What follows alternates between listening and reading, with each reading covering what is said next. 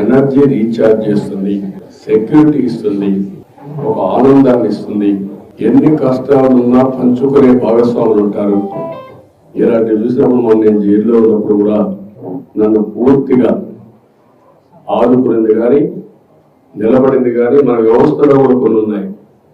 ఎవరైనా కానీ ఇబ్బందులు ఇలాంటి వచ్చి జైలు వెళ్ళినప్పుడు కుటుంబ సభ్యులకి అలవ చేసేవాడు 2 సార్లు బాధని, లేకపోతే లాయర్ని అలవ చేసేవారు. అంటే మన వ్యవస్థలో కూడా ఇవన్నీ ఉన్నాయి. అందుకే వెంకటేశ్వర స్వామి కోరుకునేది భారతదేశంలో ఉండే కుటుంబ వ్యవస్థ ప్రపంచానికి ఆదర్శం. వేరే దేశాలైన కుటుంబ వ్యవస్థ ఉండదు. ఇది కొనసాగించే విధంగా, ఈ వారసత్వాన్ని కొనసాగించే విధంగా వెంకటేశ్వర స్వామి కూడా ఆశీర్వదించారు ప్రతి ఒక్కరికి. రెండోది, వెంకటేశ్వర స్వామిని చూస్తేనే కలియుగ దేవుడు, మా ఇంటి విలువెలుపు. ఎప్పుడు కూడా సాటర్డే అయితే బ్రహ్మోత్సవాలు వచ్చిన సీజన్లో ఒక్క పొద్దు నుండి నిష్ఠతో పూజలు చేసిన తర్వాతనే మధ్యాహ్నం భోజనం చేసేవాడు. ఆ సాంప్రదాయం చిత్తూరు జిల్లాలో చాలా కుటుంబాల్లో ఉంది. అందుకే వెంకటేశ్వర స్వామి దేవాలయాలు ప్రపంచం మొత్తం ఎంతవరకు వీలైతే అంతవరకు ప్రమోట్ చేయాలని. ఎందుకంటే తెలుగు జాతి కూడా ప్రపంచం మొత్తం వెళ్ళింది, భారతీయులు కూడా వెళ్ళారు. ప్రతి ఒక్కరూ ఒకే కోరుకుంటారు. జీవితంలో ఒక్కొక్కరు కోరుకుంటుంది. ఎవరైతే క్రిస్టియన్స్ ఉంటారో వాళ్ళంతా జెరూసలేం వెళ్తారు, ముస్లిమ్స్ అంతా మక్కాకి వెళ్తారు. కలియుగ దేవుడైనటువంటి వెంకటేశ్వర స్వామిని ఒకసారైనా కలవాలి, చూడాలి, బ్లెస్సింగ్స్ తీసుకోవాలనుకుంటారు. ఎన్నిసార్లు వచ్చినా మళ్ళీ రావాలి అనే ఉద్దేశంతో వస్తూ ఉంటారు. ఇది స్వచ్ఛందంగా ఒక వెంకటేశ్వర స్వామి టీటీడీ ఒకటే కాకుండా అందరూ కూడా వచ్చి ఎక్కడికక్కడ శ్రద్ధ చూపించి ఇప్పటికే ప్రారంభమైంది.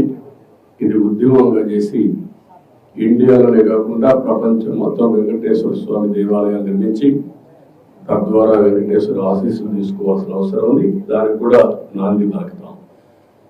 అయితే ఇక్కడ నేను కోరుకునేది ఒకటి ఉంది. ప్రపంచం మొత్తం తెలుగు ఇండియన్స్ బాగుండాలి, దాంట్లో అగ్రస్థానంలో తెలుగు జాతి ఉండాలి. నేను అక్కడ రాయడంలో కూడా ఇదే రాస్తాను. ఇప్పుడు మీరు చూస్తే నేను రాసేది ఇండియన్స్ నెంబర్ 1గా ఉన్నప్పుడు 30-35% తెలుగు వారు ఉండాలి, తెలుగు జాతి ఉండాలి. అదే తెలుగుదేశం పార్టీ, అదే మా నాయకుడి కళ. అదే సమయంలో పేదరికం లేని సమాజాన్ని స్థాపించడం కోసం జీరో పావర్టీ ధ్యేయంగా పనిచేయడానికి అనునిత్యం నన్ను ఆశీర్వదించమని, శక్తిని సామర్థ్యాన్ని ఇమ్మని, ప్రజల సహకారాన్ని కూడా ఇమ్మని కోరున్నారు. అదే మరి ఆర్థిక అసమానతలు తగ్గించే విధంగా ఫస్ట్ ఒకప్పుడు మీరు చూస్తే సంపద లేనప్పుడు, సంపద సృష్టించడం తెలియనప్పుడు ఆర్థిక సంస్కరణ వచ్చిన తర్వాత సెకండ్ జనరేషన్ రిఫార్మ్స్ నేనే ప్రారంభించాను వెంకటేశ్వర స్వామి ఆశీస్సులతో. అందుకే మీరు ఈరోజు రోడ్లు చూస్తే బ్రహ్మాండ రోడ్లు వచ్చాయి. రాష్ట్ర రోడ్లు అన్ని పోయినాయి, కానీ నేషనల్ హైవేస్ వచ్చినప్పుడు ఫస్ట్ రోడ్ నేషనల్ హైవే వేసింది కూడా గుర్తుపెట్టుకోవాలి, చెన్నై టు నెల్లూరు. అది ప్రూఫ్ ఆఫ్ కాన్సెప్ట్. అది సక్సెస్ అయిన తర్వాత వాజ్పేయి గారు దేశం మొత్తం గోల్డెన్ క్వాడ్రిలేటరల్ రోడ్ వచ్చింది. ఇప్పుడు జిల్లా రోడ్లు వచ్చి అన్ని అయిపోయినాయి. ఫస్ట్ టెలిఫోన్, మీరు అందరూ ఫోన్ పట్టుకుని ఉన్నారు. ఒకప్పుడు ఫోన్ అన్నం పెడుతున్నా అన్నారు, ఇప్పుడు ఫోన్ లేకపోతే బతికే పరిస్థితి లేదు. అదొక నిత్యావసర వస్తువు అయిపోయింది. అది నిత్యావసర వస్తువే కాదు, పెద్ద ఒక వెపన్ అయిపోయింది, ఒక ఆయుధం. ఎక్కడున్నా మీరు వర్చువల్ వర్కింగ్ కోసం ప్రపంచంలో ఎక్కడున్నా అన్ని పనులు అయిపోయే పరిస్థితి వచ్చింది నాలెడ్జ్ కారణం. అందుకని ఈ రెండు కూడా సాధ్యం. ఆ సాధ్యం కావాలంటే వెల్త్ క్రియేట్ కావడం కాదు, సంపద సృష్టించడం కాదు, ఆ సంపద పేదవాళ్ళకి ఇచ్చే కార్యక్రమం శ్రీకారం చుట్టాలి.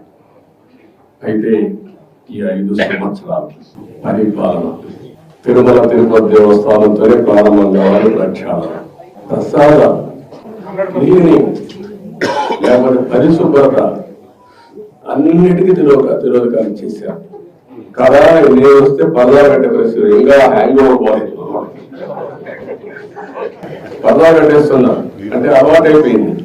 రెండోది మనుషులు వస్తే మనకి హ్యాండిల్ చేయడం తెలియడం లేదు. మనుషులు వస్తే హ్యాండిల్ చేయడం తెలియదు కాబట్టి కర్ఫ్యూ పెట్టేయడం. కర్ఫ్యూ పెట్టేస్తే ఎవరు రారు, ఇంక నేరుగా వెళ్ళిపోవచ్చు, నేరుగా వచ్చేయచ్చు అన్నమాట. ఇలాంటి కల్చర్స్ అంతా చూస్తే చాలా బాధేస్తుంది. అదే మరి పెద్ద ఎత్తున అవకతవకలు జరిగాయి. ఎప్పుడు కూడా